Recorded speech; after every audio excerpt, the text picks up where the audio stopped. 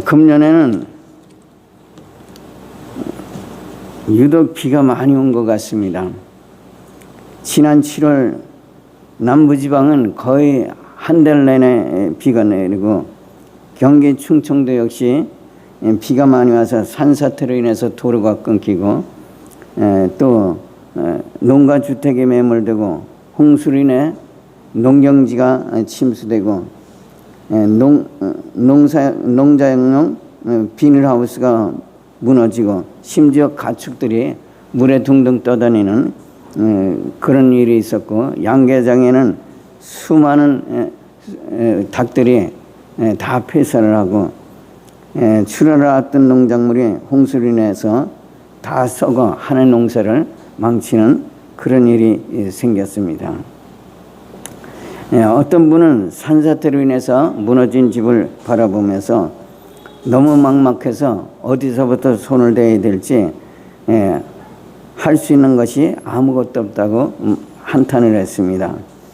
이번 홍수로 짐이 매몰되고 가재도구 하나 건지지 못한 몸만 빠져나와서 대피소에서 생활하는 그런 모습을 보면서 남의 일 같지 않아 안타까운 마음이 들었습니다. 우리가 세상을 살다 보면 예기치 않은 일로 인해서 어려움을 당할 때가 많이 있습니다. 돈이라도 있으면은 돈으로 해결하면 어느 정도 해결이 될 가능성도 있지만, 돈도 없고 누군가 도와줄 사람도 없고 어디 한 군데 기댈 데도 없는 그런 상황에 되면은 정말 난감하지 않을 수 없습니다. 그런 상황에서 어떻게 문제를 풀어나가야 될까? 오늘 본문은 그런 상황에서 그리스도인들이 어떻게 그런 상황을 이기고 대처나갈 것인가, 그런 부분을 말씀해 주고 있습니다. 오늘 본문의 배경이 되고 있는 빌립보 교회는 자주색 옷감을 파는 루디아와 사도행전 16장에 나오는 감옥의 간수와 또 그리고 그 가족, 그리고 귀신 들려서 점을 치던 그 여인이 바울에 의해서 귀신이 떠나가고 또 그 떠나니까 그 여종과 더불어서 세워진 그런 교회입니다. 그런 교회가 빌립보 4장에 보면 짧은 시간에 교회가 많이 성장이 됐습니다. 교회가 성장이 되다 보니까 자연적 교회 안에 잡음이 생기게 되었습니다.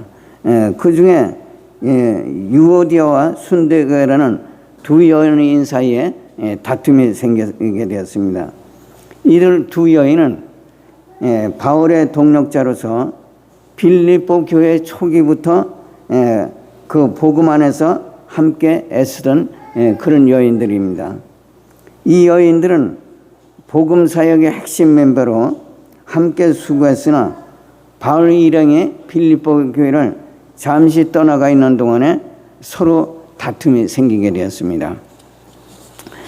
물론 이 여인들이 다투는 것이 서로의 어떤 이익을 위해서 싸우거나 교회 안에 파장을 만들어서 성도들을 자기 편으로 끌어들이려는 그런 싸움은 아니었습니다. 다만 주의 일을 하는 데 있어서 서로가 생각이 다르고 일하는 방법이 다르고 추구하는 가치가 다르다 보니까 싸움이 시작이 되었습니다. 바울은 그 소식을 듣고 이 문제를 해결하기 위해서 빌립보 교인들을 향해서 내가 유오디아를 권하고 순두개를 권하느니 주 안에서 같은 마음을 품으라고 이렇게 얘기를 합니다. 뿐만 아니라 바울은 3절에서 또 참으로 나의 멍에를 같이 한 자 내게 구하노니 복음에 나와 함께 힘쓰던 저 부녀들을 돕고 또한 클레멘트와 그 외에 나의 동력자들을 도우라. 그 이름들이 생명책에 있느니라고 이렇게 말하고 있습니다. 여기에서 나의 멍에를 같이 한 자가 누구인지 명확하게 말하고는 있지 않습니다만, 아마도 디모데나 에바브로디도 또는 누가나 루디아 또는 유오디아와 순두개의 남편 그리고 신라 등을 가리킨다고 볼 수가 있습니다. 바울은 이들에게 복음에 나와 함께 힘쓰던 저 부녀들을 돕고 또한 글레멘트와 그 외의 나의 동력자들을 도우라. 그 이름들이 생명책에 있느니라고 이렇게 말씀합니다. 유오디아와 순두개가 어떤 이유로 다투게 되었는지 성경은 기록하고 있지 않습니다. 그러나 두 여인 사이에 싸움이 길어지면서 감정의 골도 깊어져서 결국에는 그것이 교회 문제로 확대가 되어버렸습니다. 그래서 부득이 바울이 이 문제를 해결하지 않으면 안 되게 되었던 것입니다. 바울은 이 문제를 해결함에 있어서 먼저 주 안에서 항상 기뻐하라. 내가 다시 말하노니 기뻐하라고 얘기를 합니다. 감정의 골이 깊어지고 인간관계가 깨어진 그런 상태에서 어떻게 기뻐할 수 있겠어요? 아무리 성도라도 감정의 골이 깊어지면 기뻐할 수가 없어요. 그것도 어쩌다 기뻐하는 것이 아니라 항상 기뻐하라고 얘기를 합니다. 우리가 어떻게 항상 기뻐할 수 있겠어요? 기뻐할 수 없죠. 그와 비슷한 말씀이 데살로니가전서 5장 16절부터 18절에도 나오는데, 항상 기뻐라, 쉬지 말고 기도하라, 범사에 감사라고 얘기합니다. 이 말씀의 요지를 보면 우리가 항상 기뻐할 수 있는 비결이 무엇인가? 항상 기뻐할 수 있는 비결은 항상 기도하고 모든 일에 감사하는 삶을 살라는 얘기예요. 그러면 항상 기뻐할 수 있는 거예요. 다시 말해서 유오디아와 순두개의 문제가 심각한 것 같지만은 주 안에서 기뻐할 수 있으면 그 문제는 자동적으로 해결된다는 사실을 믿으시길 바랍니다. 교회 안에는 특히 이제 그 여전도 회원들이 많이 있는 교회는 거의 종종 잡음이 생겨요. 그래서 교회 안에서 서로 다투다가 결국에는 그게 교회 문제로 확대돼서 목사님이 그걸 해결하려고 애를 먹는 경우가 많이 있습니다. 요한복음 14장 26절부터 27절에 보면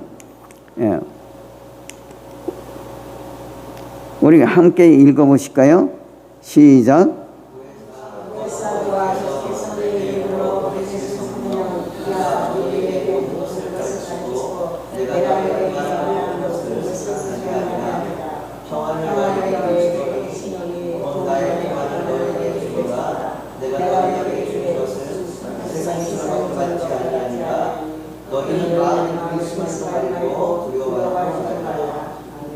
아멘. 여기서 주님이 나의 평안을 너희에게 주노니 내가 너희에게 주는 것은 세상이 주는 것 같지 않다고 하시는 것은 바로 성령을 주시겠다는 얘기입니다. 성도가 아무리 감정이 골이 깊고 어쩌게도 성령 충만하게 되면 웬만한 건 그냥 다 넘어갑니다. 은혜로 다 넘어가요. 근데 이 성령 받지 않게 되면 이 이성과 감정에 의해서 일들을 처리하게 되죠. 이 성령을 받으면 마음에 근심할 필요도 없고 또 두려워할 필요도 없고 심령이 편안해진다는 사실을 믿으시길 바랍니다. 그렇기 때문에 주님도 공생애를 시작하기 전에 40일 동안 금식하면서 기도하셨습니다. 그뿐만 아니라 예수께서 베드로와 야고보와 요한을 데리고 그 변화산에서 내려오시자 제자들이 벙어리 되고 기목은 귀신 들린 그 아이에게서 귀신을 쫓아내지 못해갖고 아이가 경련을 일으키면서 땅바닥에 막 뒹구는 걸 보시고서 예수님께서 그 귀신을 쫓아주게 됩니다. 사람들이 다 가고 한가한 그 시간에 제자들이 묻습니다. 아니 예수님, 우리가 그렇게 귀신을 쫓아내려고 막 애를 쓰면서 별짓을 다 해도 안 나가는데 어떻게 예수님은 금방 그렇게 쉽게 귀신을 쫓아내셨습니까?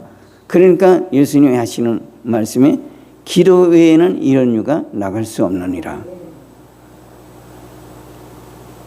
이 교회 안에서 신유의 은사 받고 또 무슨 그 방언의 은사 받고 뭐 이런 사람들은 다 기도하다가 그걸 받지 그냥 성경책 읽다가 받는 사람은 별로 없어요.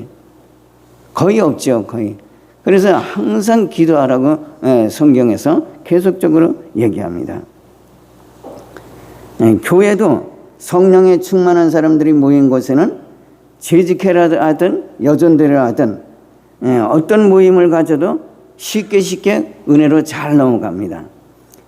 반면에 성령에 충만하지 않은 사람들이 모인 곳에는 무슨 모임을 하든 다툼이 자주 일어납니다. 때문에 교회나 성도들이나 성령 받지 않으면 변화되지 못하고 교회 일을 세상에서 배운 지식과 인간의 이성과 본성에 따라서 생각하고 행동하게 되므로 자주 다툼이 생기게 됩니다. 물론 바울이 오늘 본문 6절에서 아무것도 염려하지 말고 오직 모든 일에 기도와 간구로 너희 구할 것을 감사함으로 하나님께 아뢰라고 말씀하고 있는 것은 쉽게 우리가 받아들일 수는 없습니다. 왜냐하면 우리는 그렇게 성령 충만한 사람도 아니고 바울처럼 그렇게 능력 있는 사람도 아니에요. 그러다 보니까 항상 기뻐하고 모든 일에 기도와 간구로 감사함으로 우리가 아뢰 수는 사실 쉽지 않은 거죠. 그러나 바울은 그래도 하라는 게 항상 기뻐하고 쉬지 말고 기도하고 범사에 감사해도 보면 자동적으로 우리 심령에 성령으로 충만해진다는 사실을 믿으시길 바랍니다. 성도들이 어떻게 고난의 문제를 앞에 두고 염려하지 않을 수 있는가? 더군다나 너희 구할 것을 감사함으로 하나님께 아뢰라고 하는 것은 신경이 무딘 사람이라면 모를까? 어떻게 고난의 문제를 앞에 놓고 감사할 수 있겠는가? 그런데 8절에서 아무것도 염려하지 말고 너희 구할 것을 감사함으로 하나님께 아뢰 수 있는 비결을 바울은 오직 모든 일에 기도와 간구라 하라고 말씀하고 있습니다. 데살로니가전서 5장 16절에는 항상 기뻐하고 쉬지 말고 기도하고 범사에 감사하는 이것이 그리스도 예수 안에서 너희를 향하신 하나님의 뜻이라고 이렇게 말씀합니다. 하나님이 우리가 그렇게 하기를 원하신다면 우리가 그렇게 살아야죠. 그렇게 삶으로 인해서 우리가 성령으로 충만할 수 있다면 그렇게 살아야죠. 그래서 성령으로 충만해야 될 줄 믿으시길 바랍니다. 성도는 큰 일이나 작은 일이나 고난 중에서나 슬플 때나 기쁠 때 항상 기도하는 것이 성도의 삶이 되어야 될 줄 믿으시길 바랍니다. 물론 성도들이 신앙생활을 하면서 근심 걱정 염려가 있을 때 기도가 바로 이제 응답이 되어서 문제가 해결되면 얼마나 좋겠어요. 근데 대부분이 우리가 신앙생활에서 해보면 기도해도 안 되는 경우도 상당히 많아요. 그럼 기도해도 안 되다 보면 결국은 제풀에 지쳐서 기도를 쉬게 돼. 그래서 이제 기도의 줄이 길게 나가지 못하는 그런 것을 종종 경험하게 됩니다.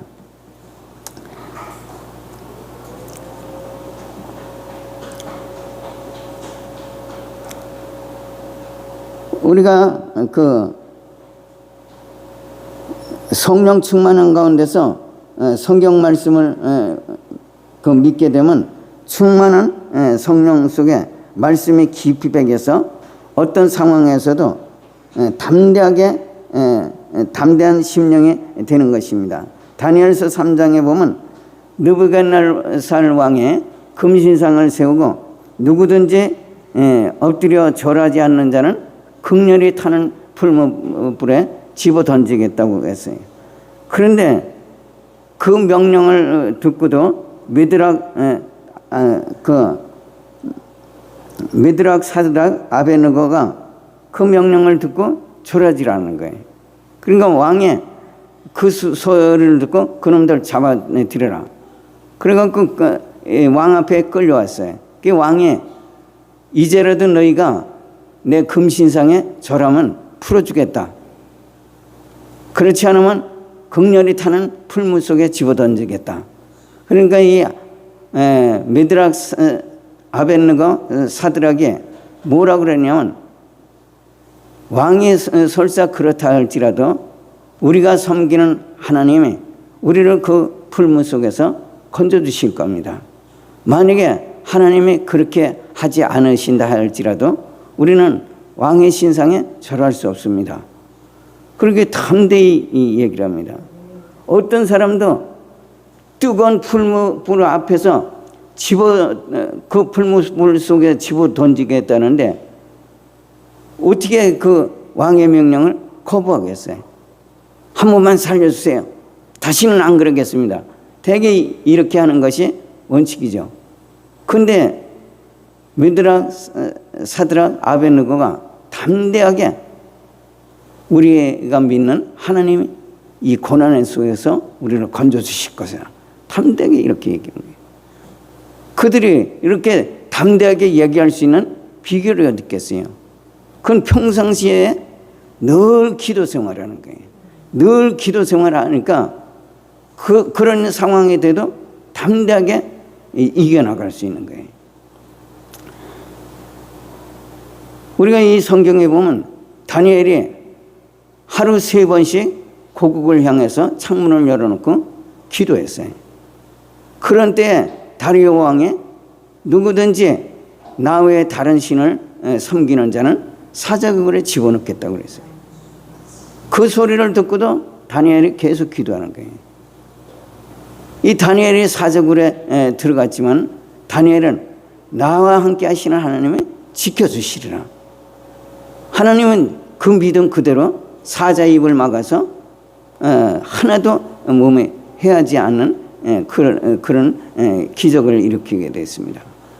또 베드로와 요한은 늘 습관에 따라서 기도하다가 어느 날 성전에 들어가다가 성전 미문에서 앉아서 구걸하는 나면서부터 안진뱅이 된 자를 만나게 됐어요. 그가 베드로와 요한에게 뭔가를 좀 달라고 구걸하자 내게 금과 은은 없을지라도 내게 있는 것을 내게 주느니 곧 일어나 걸어라. 그러면서 손을 잡아 끄니까 안진뱅이가 벌떡 일어나서 걷기도 하고 뛰기도 하고 하나님을 찬양했다고 이렇게 기록되어 있습니다. 여러분, 성경은 하나님의 약속이고 언약이고 하나님의 약속 안에서 살았던 사람들의 행적이에요.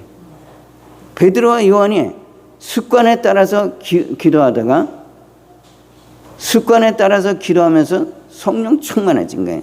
성령 충만하니까 담대하게 내게 금과 은은 없을지라도 내게 있는 것을 내게 주노니 곧 나사렛 예수 그리스도의 이름으로 걸어라. 오늘 우리가 이 시대를 사는 우리도 여러 가지 그 못지않은 고난을 당하죠. 그런 고난 속에서 담대하게 예수의 이름으로 이 더러운 악한 병마야, 나에게 고난을 주는 이 더러운 마귀야, 예수 이름으로 명하는 내게서 떠나갈지어다. 담대하게 얘기할 수 있는 그 심령이 되어야 되죠. 그렇게 되려면 성령 충만해야 돼요. 성령 충만하면 그것이 자동적으로 쉽게 나가는데 성령 충만하지 않을 때는 자기가 이야기해놓고도 머쓱해지는 거예요. 이거 안 되면 어떡하지? 그런 생각이 드는 거예요. 그러니까 선포를 해도 담대하게 선포를 못하고 그냥 입속에서 말이 맴돌게 되는 거죠. 그러니까 우리가 그렇게 담대하고 성령 충만하면 어떻게 되느냐? 늘 기도하는 생활, 항상 기도하는 그런 생활이 되어야 될 줄 믿으시길 바랍니다. 기도의 역사는 사도 시대에만 있었던 것이 아닙니다. 지금도 기도가 생활이 된 사람들은 수많은 응답을 받고 하나님께 영광을 돌리고 있습니다. 기도는 전적으로 하나님을 의지하고 응답이 되든 안 되든 하나님의 은혜라 여기고 전심으로 기도해야 될 줄 믿으시길 바랍니다. 때문에 기도는 자신이 원하는 대로 응답이 되지 않아도 실망할 것도 없고 또 안 되면 아직 하나님의 때가 되지 않았나 보다 생각하고 응답이 될 때까지 계속 기도를 해야 됩니다. 오늘 본문 6절과 7절에 보면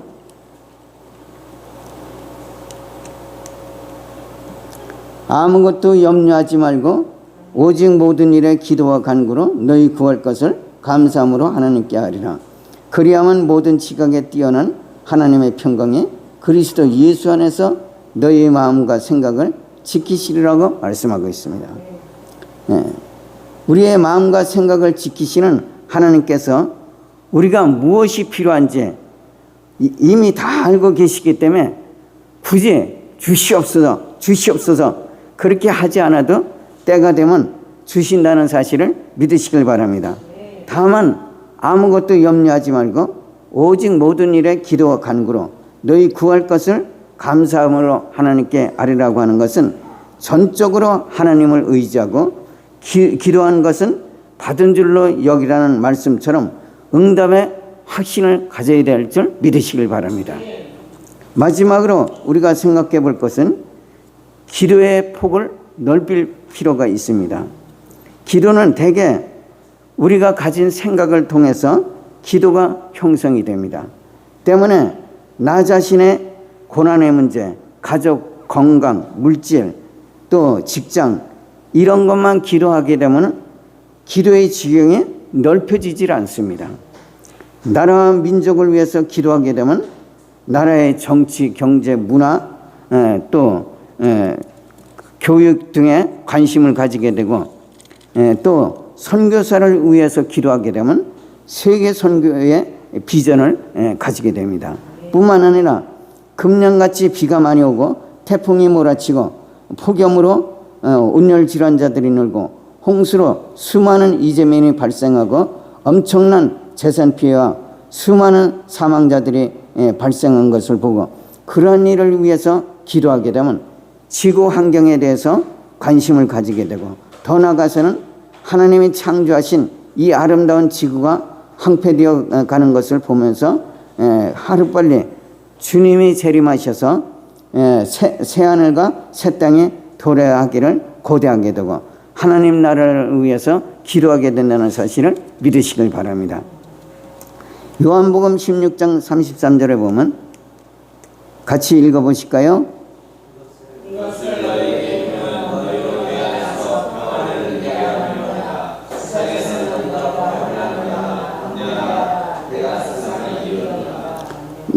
주님이 세상을 이기셨기 때문에 더 이상 우리가 마귀 사단의 권세와 싸울 필요는 없습니다.